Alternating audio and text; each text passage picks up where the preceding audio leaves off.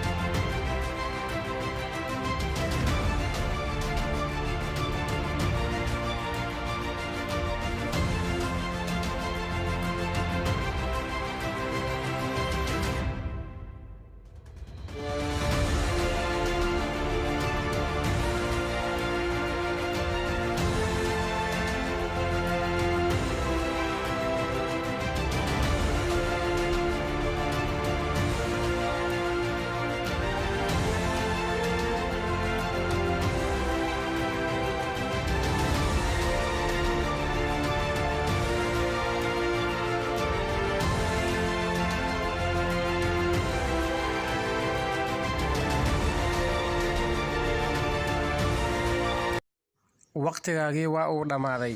Haddaba aan gudagalno jawaabta. Tirada shimbiraha kor saaran waxa ay yihiin 7, tirada shimbiraha hoos joogana waxa ay yihiin 5. Haddii aad ka jawaabtay, hambalyo. Haddii aadan ka jawaabinna, weli waxa aad haysataa fursad labaad oo aad uga jawaabi doontid halxiraalaha labaad ee inoo harsan. Isku diyaari qaybta labaad. Halxiraalaha labaad waxa uu u dhacayaa sida tan: sheeg wax markii wax lagu daro yaraada ama gaabta, markii wax laga qaadana weynaada ama dheeraada. Waxa aad haysataa 10 sakan.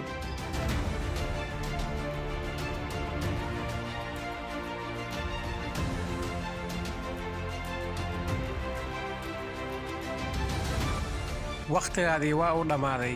Haddii aan gudagalno jawaabta, jawaabtu waxay noqonaysaa waa godka. Haddii aad ka heshay muuqaalkan, like saar si aan u soo badino. Mahadsanid.